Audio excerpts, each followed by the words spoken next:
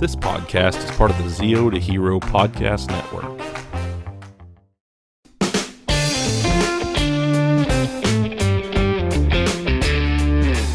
All right, everybody. Thank you for coming back to the show. My name is Jared. I am the host here at If You Give a Dad a Podcast. And so tonight's recording is a second attempt, actually. We recorded on Friday night, and now it's Sunday because Zoom decided that it wanted to crash on me, and it didn't save our recording at all. But luckily, the guy that I have on is awesome enough that he came back on and talked to me again. And I am talking about an American voice actor and musician. He's known for roles such as Bugs Bunny in Space Jam, What's cooking, dog? the Red M&M, Have you ever eaten me? I have. Doug from Doug. Dear Journal. Hi, it's me, Doug. No, it ain't, you lying loser. You lousy, rotten, low-down lemon and lime lollipop liquor. And he's also from one of my favorite shows, and that's Futurama. He did voice of Fry, Greetings from the year 3000. It still sucks. Zoidberg, Your music is bad, and you should feel bad.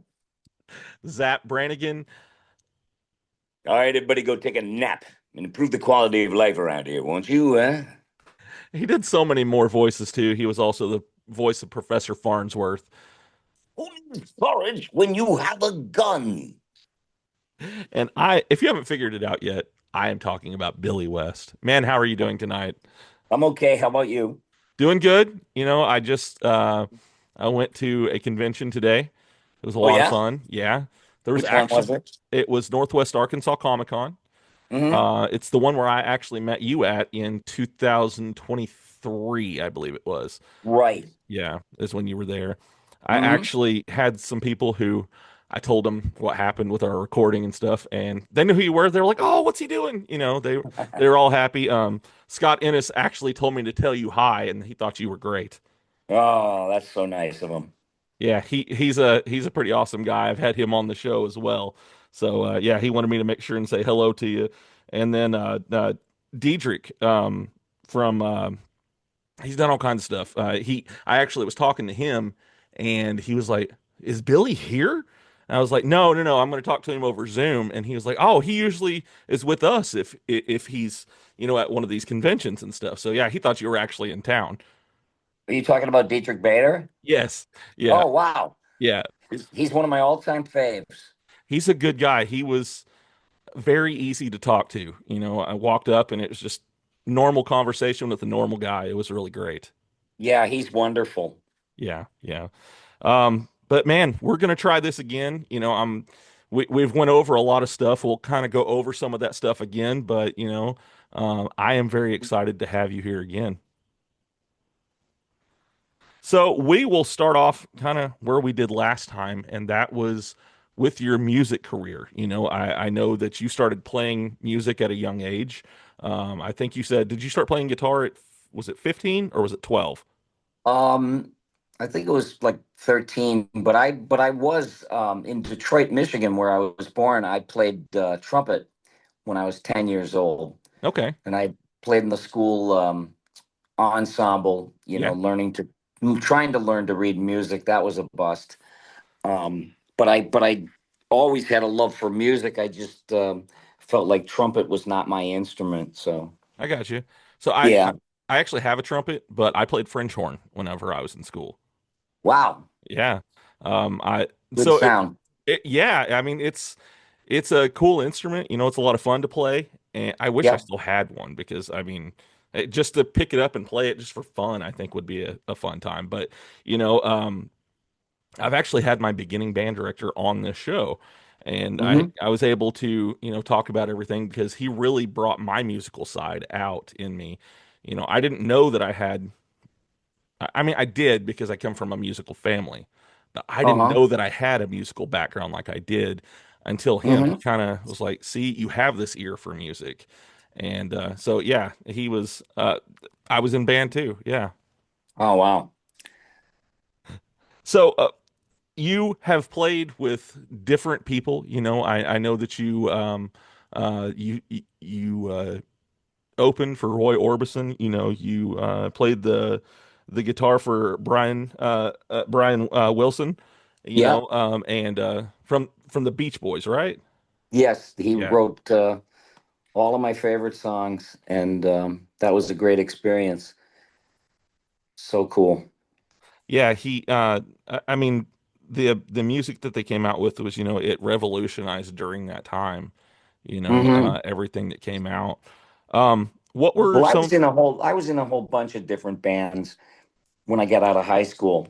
yeah, I played in rock and roll bands primarily, and I sang and played guitar, and went on and on and on, and went through this incarnation of band or other, and then I got a duo together with one of my friends, hmm and we used to sing songs, and we played acoustic guitars, and then we added a third guy, and we sounded so good singing together. It was so satisfying.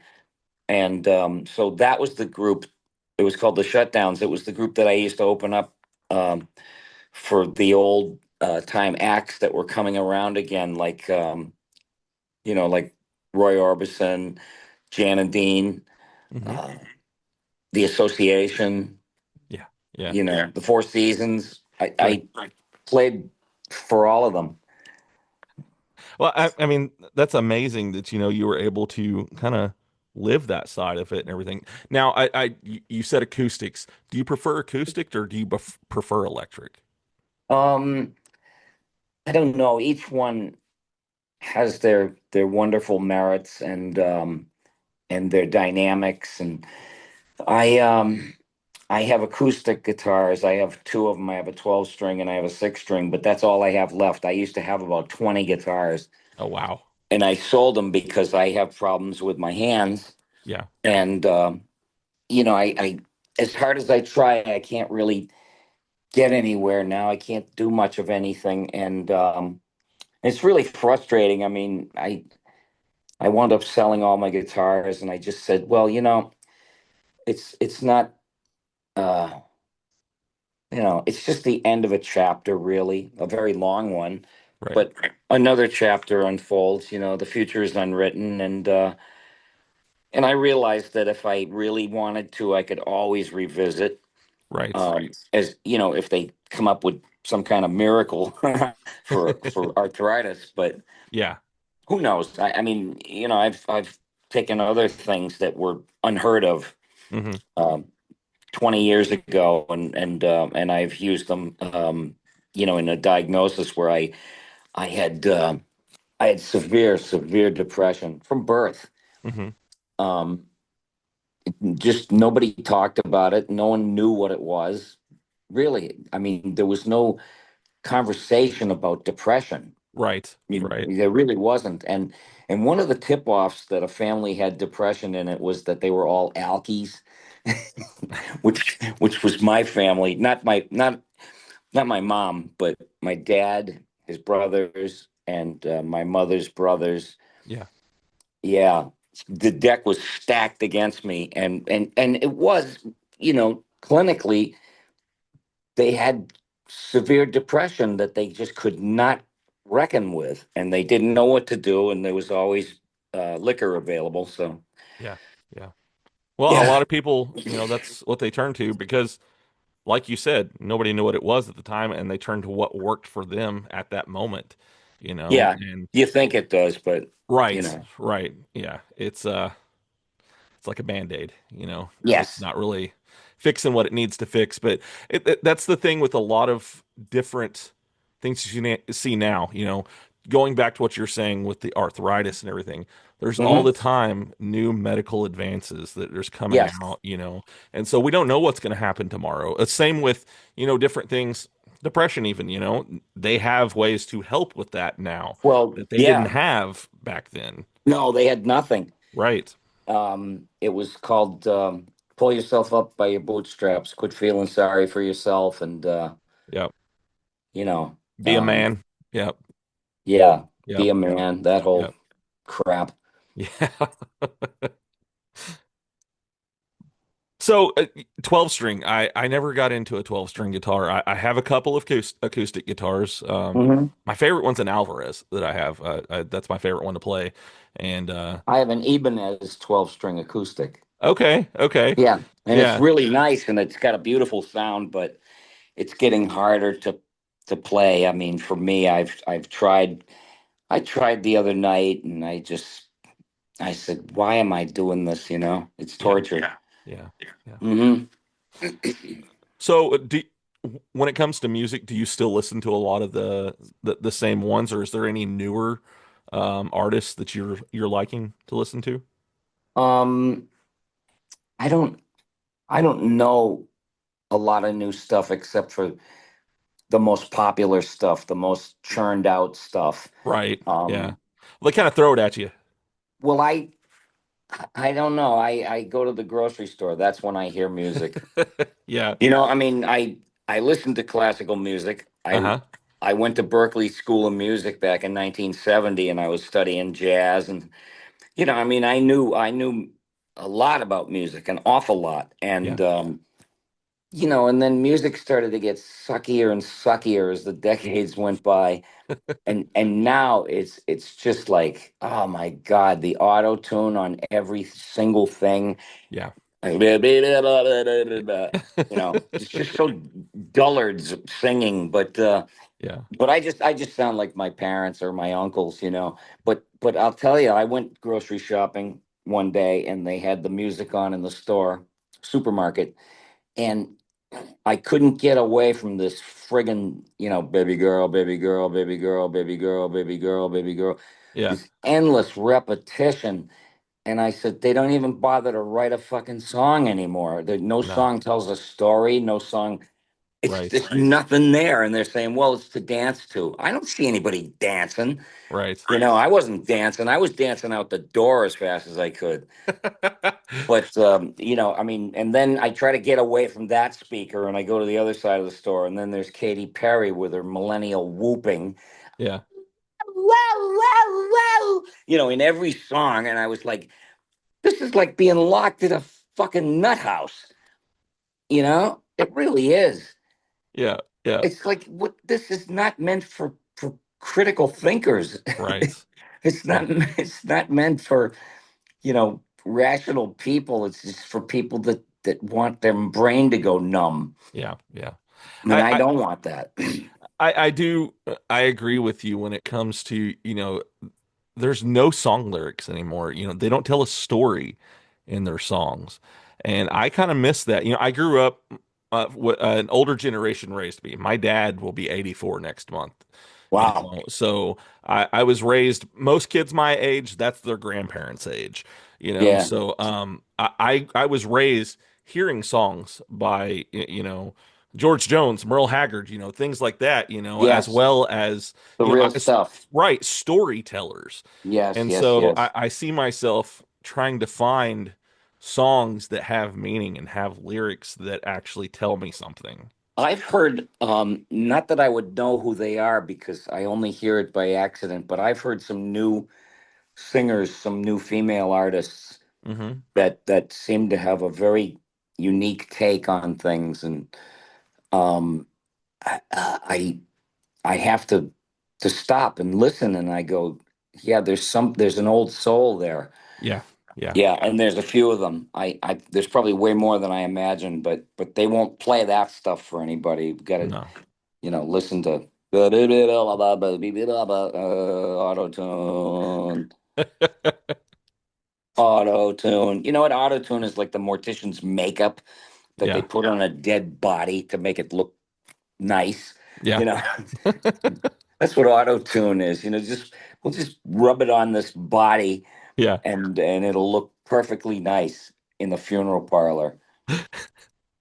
So we're going to transition here a little bit into something else that you were a part of, and that's the radio, So you Yes. have a lot of background when it comes to music, not only playing it, but, playing it on radio stations as well. You even worked with Howard Stern doing Hmm. lots of different voices and stuff. When was it that you um, realized that this was something that you wanted to be a part of when radio?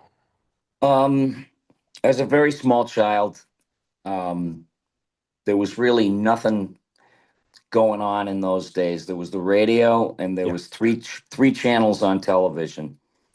It was black and white. You could barely get reception sometimes. Yeah. And then it would go off at 11:30 at night, and that would be it. There would be nothing on all night except a test pattern, because I used to Hmm. stay up and see if it ever changed, and it didn't. But all my little friends lived inside that radio. All the announcers, all the disc jockeys that Yeah. were popular at the time in Detroit, and same in Boston. I used to listen to a lot of radio, and radio was starting to change because FM had not been a major player in the radio business, and then it started to become that in the '70s. Right. Um, and I was at a station in Boston for quite some time, and I was writing um, things that we thought were funny, and I used to voice them. And one guy that I worked with, and I'm talking like 43 years ago, probably. Um, we'd be working, and he was the funniest guy, that I had ever met, and he was a writer Yeah. primarily. He wasn't a voice guy, except that he would do announcing. When you put him up against the wall, he would do it. But Hmm. um, I remember we were on a break or something, and we were out in back of the station, and we were both as high as rats. And I said, Eddie, what must it be like to be the guy? Like, imagine being like the one that everybody points to, the standard, the one by which all others will be judged. What must it be like? And he went, we'll never know. So, so 43 years later, Eddie is one of the biggest producers, television producers in Hollywood, Oh, wow. and he's produced and co-produced, so executive produced so many comedies with Chuck Lorre. Yeah. Yeah, he was working with Chuck very closely, and I called him up and I said, Eddie, one of us knows. Yeah. What did he respond with on that? He laughed. He says, everybody I know haunts me asking questions about you. So I thought that was pretty funny. That is. So, do you ever, I mean, I have to do this with this show, kind of pinch myself seeing that, where I'm at now, because when I Yeah. first started, majority of the show was wrestlers, independent wrestlers that in the Uh-huh. area, because that's what I knew and that's Right. what I was able to, talk to a lot. And I always grew up loving wrestling.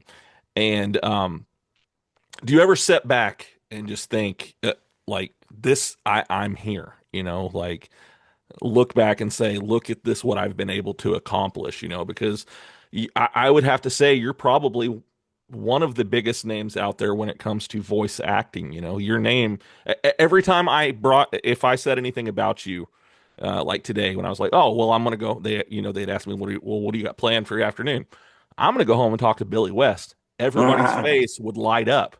Really? You're going to go talk to him, So, what is it like knowing that, you have influenced so many different people? I think it's really awesome, of course, and I'm eternally grateful Yeah. and fortunate. I think I it's surreal to me Yeah. because I never had a sense of entitlement. I came from rank poverty, and I was just grateful to have anything Right. as a kid, and those were the values that were instilled in me. So, you know, when I started becoming successful, I it was surreal to me that people were actually affected by what I did, because this is the stuff that I used to get yelled at for. Yeah. When I was a kid, I was autistic and still am, and I would Tourette out noises and voices, Hmm. and everybody was, can you not do that? Can you stop? And I was just that kid, that weird kid and I was a loner. Um, if I had any friends, it would be like one, Yeah. and the guy probably had comic books. like me, and I found him. Even if he was on the other side of town, I would have found him. Yeah. Yeah, Well, people like that, they tend to kind of find each other, you yeah, they know. do. They do. Well, it's like-mindedness, you know. You weren't going to find me on a baseball diamond pitching a no-hitter. Right. Never, no way. I mean, I couldn't even tell you what team is playing who. Even if it was the most important game today, I couldn't tell you. Yeah. I Yeah, tried that even in high school. I tried out for the baseball team and everything like that, but it wasn't my thing. Music was my thing. Talking like this was my thing. Reading comic books, and it took a while for me to figure that out.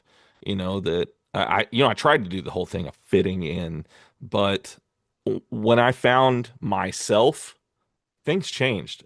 I started, I was happier. yeah. So it's, Well, I always tried to relate to it, but I couldn't. So, I mean, if I right. did find myself anywhere near a baseball game, I wanted to call the plays like the Yeah. announcers would. Yeah. Looking for that Ron Guidry fastball. And that's the Yeah. thing about announcers is, I always thought I have a very plain vanilla voice, and and it was always like in neutral, but thank God it was, because when I learned very young that I could go to the ceiling and down to the basement Yeah. at light speed, Right. and perform in character, and I would memorize reams of dialogue from movies and television shows, and and it's just like, I never dreamt that anything could come of that. I knew that I wanted to be close to the people that I idolized, Yeah. which were comedians back in the old days, like Sid Caesar. Mm-hmm. Um, my mom let me stay up. It had to be 1956, and let me stay up to watch Your Show of Shows. And they did a live show every week for 90 minutes live. It was like doing a Broadway play, a new one every week. Yeah. And no cue cards. You know what I mean? It was like they were so good, but these people were like gods to me when I saw Carl Reiner and Howard Morris and Sid Caesar and Imogene Coca. Yeah.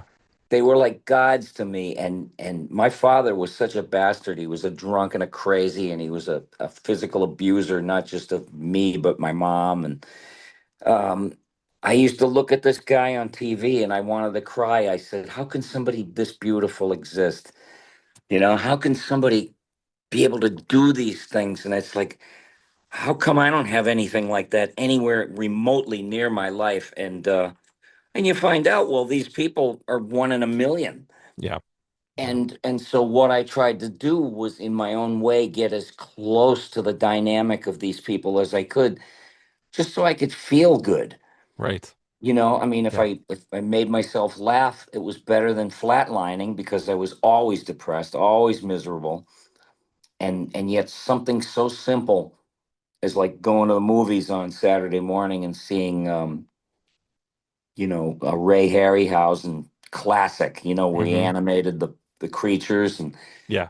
I mean, so filmically beautiful. And I would go home with stars in my eyes, and my head would be whirling at what I just saw. Yeah. And and you don't say to yourself when you're 9 or 8 years old, you don't say, I belong in that world. But the reality is that you do, Right. and that they You are just don't know saving it a yet. seat. Yeah, Yeah. but they're saving a seat for you. You just don't know it. Right. And I yeah, like I said, I never had a sense of entitlement. So you asked me, what's it feel like to have everybody know who I am? It's like, um I never I never thought of myself as a big deal. Not personally. I thought my talent was special, Yeah. but I didn't think I was so special. I realized that I could call on these powers that existed within, Yeah. mentally, and they would always fall into place for me as if I manifested it, Right. which I did since I Yeah. was a kid. It's like, you're standing in a room and there's no sound until you make it, and then all of a sudden it became real. no object sitting on the table in front of you until you visualize it and pantomime it to life. Yeah. I mean, that makes concepts and ideas and just brainwaves become reality. Hmm. Yeah, and I always thought that talent was a form of mental illness because Okay. it's aberrant. It's aberrant to the human condition. Everybody Yeah. thinks they have talent, but I mean, if you want to talk about what it really meant to have talent, um, you had to be a jaw dropper. You had to be stunning at what you did. Now, so much junk passes for talent or comedy, and Right. everybody wants to play the game. It's very hard to stand out, but there's a few. Yeah. There's a few that do, and I'm grateful to see them when I Right. do. Right. Right. Yeah. So before we kind of move on to more into the voice acting and stuff, because I do want to talk about that. Were you? You said that you hung out with the kids who had comic books and stuff. Were you a comic book kid yourself? Yes, I had issues of comic books that people would commit suicide for now. Really? Oh, sure. I had Yeah. all the Secret Origins comic books. Oh yeah. Okay. The origin of the Flash. Yeah. Yeah. Yeah, That's and the elongated man, and I read those things religiously. And it's so funny. I didn't have trouble reading a comic book, but I had a devil of a time trying to read a book yeah. Yeah. because I was like, I would see letters that weren't there, and something I'd stumble across it because it looked like what was coming up was upside down. You know, like Yeah. dyslexic almost. Right. Well, But it was so painful, and so was the rest of friggin' school. I mean, I I just I just felt stupid every day because I couldn't do anything. I couldn't do a math problem. I couldn't conjugate a verb. And it was like, this is unfair. When does this end? yeah. Because I lived in a world far above all that crap. I wanted to join my heroes, but I was too young. Right. And but I think if I was living in a different area, like if I had grown up in Hollywood, somebody would have said, "Hey, get that kid to a talent agent." But when you're living in a town where your own friends don't know what to make of you, Yeah. they're just like you think of something really, really cool, and it's like I want to show these guys something I figured out, and you go do it, and they're like, yeah, so and and so I felt that it was no big deal. Yeah. I bought the crap, you know. Right. But what nobody came to tell me, hey Billy, you know something? You know why they treat you like that?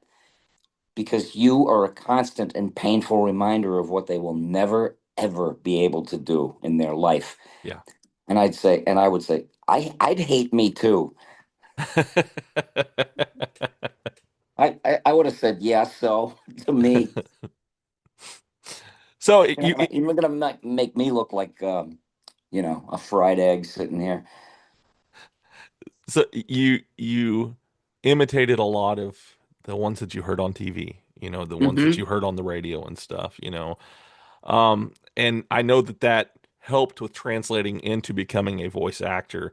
But I kind of want to get into your process a little bit because you've created a lot of different characters, a lot of Hmm. different voices and stuff.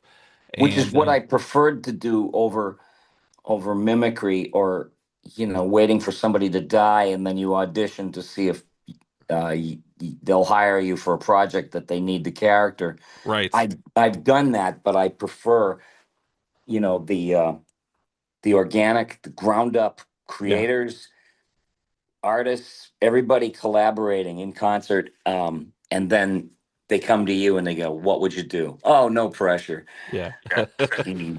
Well, and you can make it your own. You give it your own interpretation. And, I feel that's a creative thing that not everybody can do. There's people who are amazing at mimicry and Oh, stuff, sure. Yeah. but you are taking this and making characters from, they don't have a voice and you're giving them their voice. So Yeah. when it comes to your process, I know with sometimes they give you like a background on a character or something like that, Yes. um, coming up with these different ones, what's your process really look like? Um, well, like I said, it's a concerted effort. The artists, animators, writers, producers, Yeah. the concept people, Hmm. they show you what they're doing. They say, "Listen, we wanted you to come in and try out for this. We want you to read for it." And they show you a character, and it's usually a picture, a model sheet of the character, and then they give you a brief background on that character, like what his demeanor is, what his immediate likes and dislikes, what's his history. Yeah. Just any little information is so helpful to me because I can keep these things in mind at any point in performing a character. Yeah. Um, and it's just so important.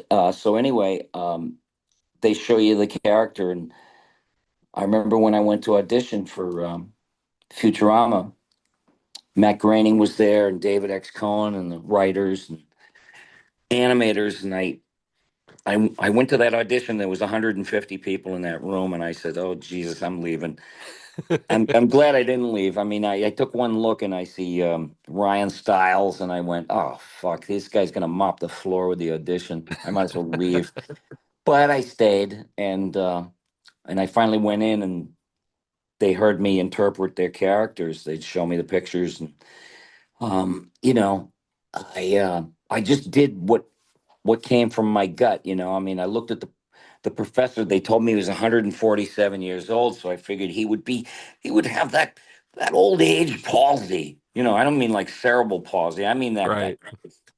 where your nerves just let go. Yeah. Kind And of you're shaky. yes, Yeah. yeah, Yeah. yeah. Old wizards, doddering wizards, old magicians. That was that kind of voice. Wizard Yeah. of Oz, professors, mad doctors. Yeah. Yeah, and yeah, and he was old as the hills, so I always try to keep that crotchety, cranky, but then surprise the hell out of you by being having this weird sense of humor, like um like sociopathic, Yep. Yep. you know, like Well, yeah, is and it that point? Part of it, he's that old, so he's senile, and that yeah, but other but side he's of his character comes out because of well, that. yeah, I think that's senile stuff comes and goes. I mean, Right. he um he knows his stuff, Yes. and Yeah. it's always there. Yeah. And by the way, all the math and science, generally 100% of it that you hear or that they make gags out of, it's based on real science and math. Oh. Okay. Yeah, Okay. because they've had math professors come and talk to the writers, and the writers will say, "We got this idea we want to do. Is this possible?" Yeah. Scientifically, we're doing it as a joke, but we would love to know if there's in some universe it could exist, and so they get an answer. Yeah. Yeah. Yeah, I mean that's as thorough as it gets. I It mean, these is. are people that are so committed to what they do, and the writers are like my heroes. Um, yeah, and I think uh, I think the character interpretations. I only went in there to do the professor and Zoidberg, Hmm. and they pulled out a picture of Fry at the last minute. They just said, "What do you think about this character?" And I had prepared, mentally, I prepared for doing the other two characters, and I had a couple of ideas once I saw them, but this was a surprise to me, and I just had to pull something out of nowhere, and I try to remember what I sounded like when I was 25 years old. I was all whiny and nasally and complainy. Ah, shit, I broke a string. Now what am I going to do? The amp blew up. Yeah. What else is going to happen? I mean, and I was like, and driving everybody nuts. I was a fetch. And, but it was a voice that was perfectly usable as far Yeah. as I was concerned. Yeah. Um, I just remembered that I was needy and I was, complaining, and I am, but my heart was in the right place, which turns out to make the character of Fry a great match for Leela because she's so strong and decisive, Right. and he's all over the place, and he has dizzy ideas, but he's earnest, Yeah. and he's not pretentious really, and I think what she loves about him is that his heart's in the right place, Right. Yeah. and that's what she fell in love with, and I thought that it was a perfectly natural thing to do my own voice when I was 25. Right. Right. Well, I do have to say, I don't remember which time it was that they ended it, because Futurama has stopped and been brought back. I think probably 3 or 4 times, which Hmm. I am totally stoked about. I'm happy that we're still gonna get new episodes of this. It's one of my favorite cartoons of I all know, the night times. of the living show. Yeah, but the story where time stopped, and Yes. Leela and Fry pretty much traveled the world, just the Hmm. two of them, because time had stopped, Hmm. and that's where they really found each other and became an actual, you know, couple and Yes. everything. I always loved that episode, and I was like, that's a really good ending. I still wanted more, and I was excited when it came back, but that Hmm. ending that they gave there was perfect in a way to me. All the endings were, Yeah, and everybody always says, "How you going to come back from that?" yeah, it had such finality, and but the writers always managed to pull it out. They're exceptional, yeah, exceptional talents, yeah, and I'm lucky to be able to have that to perform. right. Yeah, and plus I'm very lucky to have the people that I work with. We're family after all these years, since 1999. Wow. Yeah, Wow. we've known each other, and and when the show goes away, when it would go out of production, 4 years could go by, and then they say, "Oh, they're gonna do it. Comedy Central wants to revive it," Right. and or whoever, and we would go back to that studio, and we'd basically sit in the same seats in the same arrangement of people, Yeah. and the same director, and it's like nothing had changed. Yeah. It was so automatic. Yeah. Is there any of them that you still kept in contact with during those hiatuses and stuff for the show? Yeah, we would see each other at auditions. Okay. um you'd see them around at functions, Right. like industry things. Yeah. Yeah. Yeah. I mean, you're in the same industry. You're bound to run into each other all the time, Hmm. especially, when you get to that upper tier of, voice talent and stuff, you're going to run into a lot of those people. Yeah, and some of them are my best friends Right. and colleagues, and I hope that we can still keep that going. I mean, I'm just very happy. Yeah. Yeah. So there is one character that I want to bring up, and that is when you played Bugs Bunny in Hmm. Space Jam. You were taking over a spot of somebody who was, another iconic voice actor to do the voice of Bugs Bunny. And I got to say that was you did an amazing job for that part. Oh, thank you so much. What was it like playing that part and actually auditioning for it? um it was terrifying because um I was still working in New York on the radio. I was still working on the Howard Stern show, Okay. and Ivan Reitman, the producer, had produced Howard's movie, Mm-hmm. Private Parts. Yep. And so Ivan used to come and sit down and watch how the show would unfold, how this craziness would just come out of nowhere, Yeah. just happen.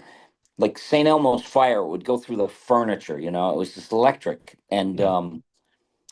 And he was amazed by what he saw, and he got to watch me launch into orbit a bunch of times, and unscripted, and uh he was taken by that, and I think he mentioned me to Howard, like, I'd like to get Billy to audition for Space Jam, the movie that he's doing, the Looney Tunes movie, and and next thing you know, I had an audition, and I flew to Hollywood to do it. I still lived in New York, Yeah. and I was thrilled just for the opportunity. Yeah. Yeah. Yeah. I mean, that's a movie that I've showed my kids, and it Hmm. still holds up. It's a great movie, it's I a thought it was a wholesome great fan. movie. Oh yeah, it's a wholesome family movie and tons of, comedy for it, and so I like I said, it's a movie that it still holds up, Hmm. it's a really awesome one. Um, would you say that there is a certain character that you've played that is your favorite voice to do? I could never answer that because they were all special. They were Right, all so special to me, right. and I just was grateful rather than saying, "Oh, I like this one better than the other one," because there was something about each one, and that you had a hand in the interpretation of it. So it's you feel a little proprietary about all of them. Yeah, yeah. That Mhm. that makes sense, I mean, they're kind of your babies almost, I mean, Yeah. there's something you've developed over time and kind of nurtured, to be what they are now. Yeah. They go through tons of changes. I mean, if you look at episode 5 of The Simpsons and you compare it to episode 9,000, Yeah. Homer sounds like a different person. Yeah. Yeah, but that's the way it goes. It Right. always goes that way. You start out here and then it becomes what it's supposed to be. Yeah. We actually did, I think it was a couple of years ago, my wife and I actually started at season 1 of The Simpsons. And at night, we would just put it on in the room and we Hmm. watched it all the way through, up until what they've got now. And it Wow. took us a long time to get through Yeah. that, because there's so many episodes of that show. But Oh, I know. it's, but I mean, it's almost one of those, same with Futurama, it's one of those shows that you can depend on that will, still going to have a great storyline, no Mm. matter which season you're looking at. Yes. Yeah. They take pains to try to keep that quality up there. Yeah. Yeah. As we all do. I mean, we just, the whole idea is to aim high as you can. Yeah. Yeah. So when you're not recording, when you're not going to conventions, Hmm. what do you like to do in your spare time? Well, it used to be always playing music, just physically playing it, but I used to sing, but uh, something happened over the years where I kind of lost my singing voice. Nothing happened to my ability to do characters, and I can probably even sing in characters fine, but my own singing voice kind of went away. And Yeah. I have a feeling it's because I had really bad acid reflux. And you don't realize it, but if this is the kind of stuff that can put a hole in your esophagus, like an ulcer, Right. this stuff can do damage, and the vocal cords can get damaged Absolutely. by Yeah. that stuff. Yeah. And I was shown an X-ray of there was wear and tear on the top of the uh, the portal where the voice comes from. Yeah. And I said, Jesus, I don't know. There's nothing I could do about that, but I mean, except take medicine for it, which I do. Um, but it's just like you can't define yourself by failures or misfires. You have to work off whatever strength you have at the time. Right. Right. Yeah. Yeah. And maximize, optimize it. Yeah. Yeah. So you've done a lot of conventions. We last time that we talked, we were talking about how, you were doing them all the time and you've went all around the world. Yes. Um, do you have one when did you first start doing conventions actually? I started more than 20 years ago. It had to be, I don't know, uh Yikes, I can't remember the first time I went out, but there was only three shows back then. Yeah. So Comic-Con aficionados would know which three I'm talking about. It had to be San Diego, Hmm. um, Chicago, and maybe Atlanta. Okay. Yeah. Yeah, Yeah. Dragon Con and Wizard World and Comic Con in San Diego. Yeah. Yeah. That was it. And when I first went, I was the first voiceover to do one of those shows, and they were still like, "What do we need with that?" Yeah. And then they saw lines going out the door for people Right. wanting autographs and wanting to sit and chat, um, and then they proliferated. They just the shows were snowballing in every direction, and cities that didn't even want this, I don't know if we care for this element in our town, and then when they found out how much business is done, the hotels do well, the stores, everything, when a giant throng of people shows up. So Yep. they were stupid in the beginning, but then they saw, and then they had to overcompensate. They would have two in the same area Hmm. in the same year. Right. It was always one, and nobody did them in the wintertime. Right. Yeah, very rarely. So the one that I just went to today, last year it actually got canceled because of snow. Oh Um, wow. yeah, and so I was really glad when we first got into January, they were calling for snow for this weekend, and I was like, man, I hope not because I look forward to this one every year because it's the biggest one that we have probably in the vicinity. I mean, it's 10 minutes from my house, Wow. and Snow in Arkansas. yeah, well, I'm in Northwest Arkansas, so Yeah. it's right there next to Missouri. I mean, Missouri's probably 25 minutes from me. Oh, So okay. yeah, I've got a convention I'm doing on the 7th that's in Neosho, Missouri, which is about less than an hour away. But Yeah. every year, so it's funny because the year after you were here, um, was it the year after? I think it was in 2024. It snowed while I was there. And Wow. then this last year it got canceled because of the snow. And then this year, no, it was when I woke up, it was like 8 degrees here. So, Wow. yeah. Yikes. So, but they're starting to do them year round. Yes. And it's because there's such a market for it. I mean, I Oh, saw always. lines, you know, voice actors lines with the longest lines that I saw at the convention today, Yeah. because everybody wants to hear and see that person who voiced their favorite characters. It's a And a lot of nostalgia thing. people, yeah, and a lot of people want to do that. Yeah.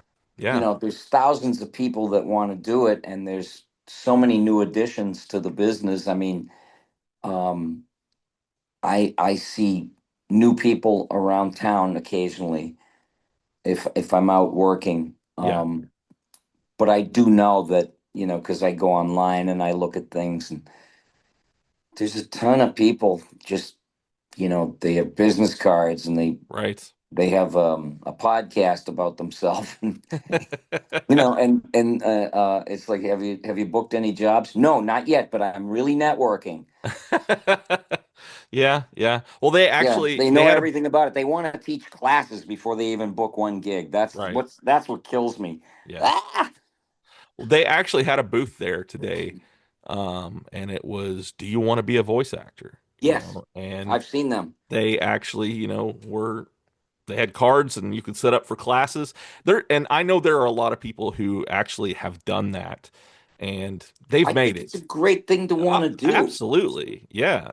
And I mean, I think there's a few bigger names, in the business that Hmm. have started doing that. That's trying to help people along. That's trying to make it to where that next generation can get, some kind of help into it because there's the cartoon side of it, but there is a very large market for anime as well. I Yes. mean, I've had a lot of voice actors in anime on this show, and it's the same, but it's something almost completely different at the same time. There's Yeah. different facets of all of it. Uh, Hmm. I've even had people on here who they're like, yes, I do the voiceover and stuff like that, but I also they narrate books, or they do e-learning and things like that. Yes. There's so many ways that you can get into this and do different things. Oh, sure.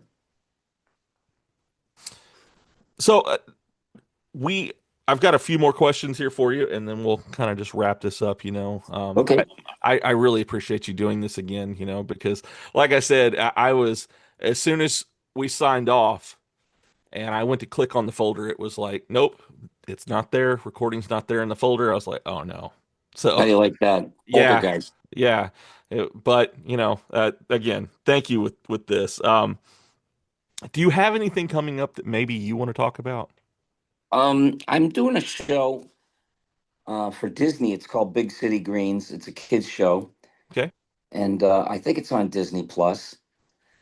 And it's kind of funny, and it's interesting. The dynamic, the family, they are drawn very uniquely. Yeah. Um, and I'm having a good time playing this character, Grandpa Nick, who's sort of a renegade. He's a black sheep of the family, and he's always got some scam or scheme going, and that makes for the best rogues, of Yeah. course. Yeah. And let's see. And I'm still doing commercials. I'm still doing the M&M's commercials with J.K. Simmons, who's the Yeah. yellow M&M. Yeah. Yeah, there's one for you. That's really cool. I didn't. Guy, So do they guy, record a bunch of these at once, or is it like, no, we come in sporadically, and they'll have an ad campaign, yeah, and they'll want to make like maybe two or three commercials for the okay, radio and for television. yeah. Yeah. My favorite one is the one where you meet Santa Claus and you both pass out. You do Yes, exist, you know. That one has always that been my was favorite. that was when they were still working with Will Vinton. Okay, okay, Those characters were old school animated. yeah. Yeah, but I loved it. That's got to be 42 or 43 years ago. Is it really then? Is I think so. Yeah, okay, okay, yeah. I remember seeing that. It was just funny that they both were like, "You do exist." Yeah, yeah, and I still get paid every Christmas when it comes on TV. awesome. Yeah, the rewards of a misspent youth. You have a book coming out as well. Do Yes, you want to talk about that a little bit? I mean, because sure. I think you said July is when that's going to Yeah, be. July 14th is slated to be released. Okay. It's called Voice Versa, and it's about finding my voice behind the mic. Yeah. And but it's not about cartoons. It's not so much about the business. Excuse me. It's kind of I wanted to start from the very very beginning and Yeah. talk about my childhood, and because I wanted people that are going through a hard time to read this and know that there's light at the end of the tunnel. Yeah. And I'm talking about coming through mental illness and coming through abuse, and not just physical but sexual abuse. And I mean, I know that a lot of people have had it way worse than me, Yeah. but I had to cut through scar tissue, and there was no help. There was no one knew how to deal with anything like that. Um, there was no pop psychology books floating around. Yeah. Yeah. Yeah, you had to try and figure out everything from scratch, and and I grew up as it was. I grew up guessing at what normal was. So um, I had no blueprint, no design for living, really. Yeah. No male role models, and so it was. I wanted to talk about all that stuff and what it's like, and having dreams and having to want to do things, but not. Try, I couldn't figure out what I was good at because I didn't know how to do anything. I couldn't tie my own shoes, which is not a joke. I still can't, and I can't tie a necktie. I struggle always with a seatbelt in a car or on a plane. I don't know Yeah. why. I don't know why. I want to yell at my hands like, "Come Yeah. on, how Yeah. fucking hard is this? Come on, wake up!" But it's just something that I can't get my mind around. But it asked me to do a Fran Drescher impression. That's autism. So like I said, we're coming up close to a close. I want to give you a chance to, do you have a piece of advice that you would like to give somebody that maybe is just starting out doing voice acting or is wanting to get started in it? Um, well, uh, the thing I can always, tell people is that you have to be passionate.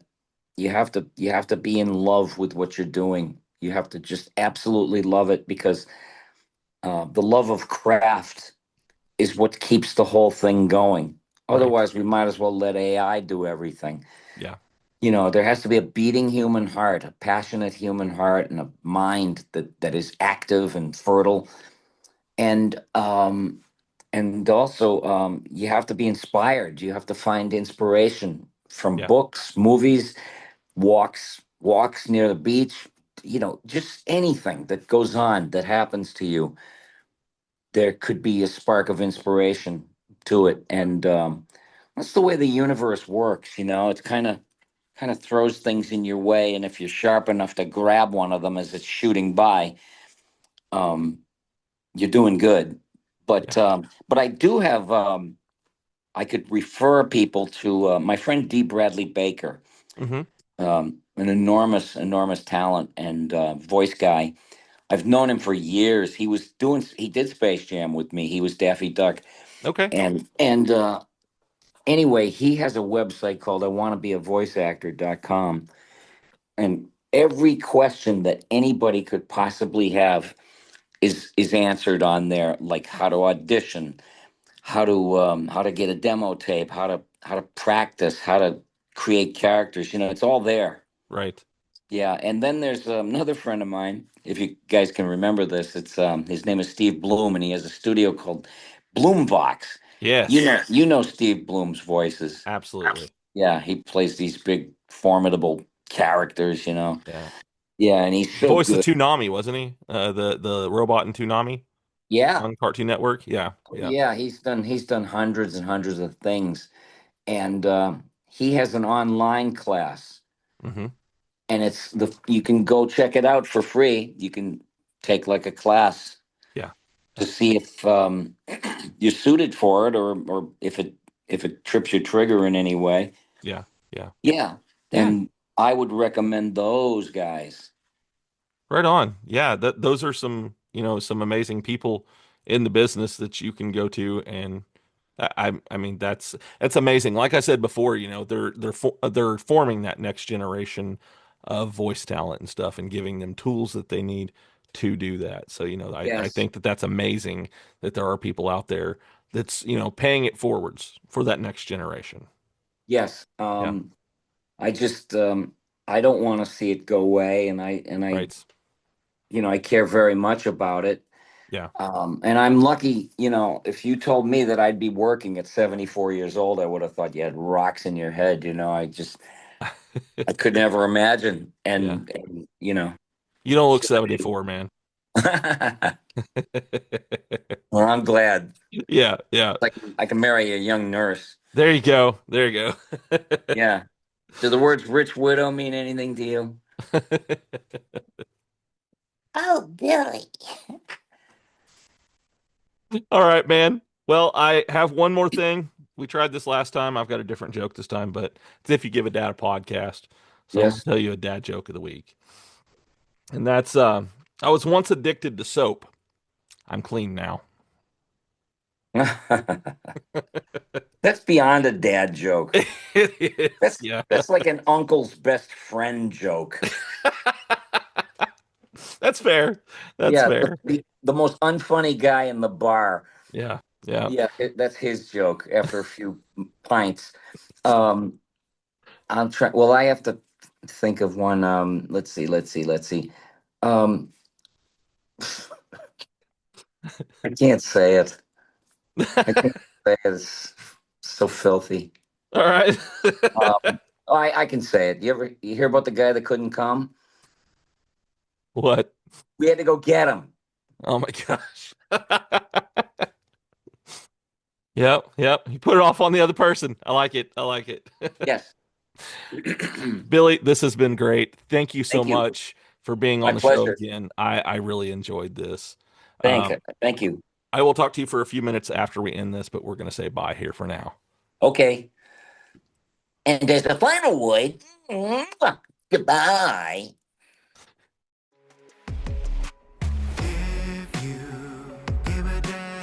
I mean, I'll tell you the story of my audition, and then I need to tell you about the filmmaker. Blames all of these people for losing the person that he kind of cared about. Yeah, absolutely. Like let's extrapolate or pretend like let's just kind of spitball or throw some ideas around for a second. Okay. Let's say she died. She just killed over walking down the stairs. Yeah. And there were no other people. Right. Something that was actually in the script. And it's as he's banging your head against the table and he's like, "Does baby like his supper?" Yeah.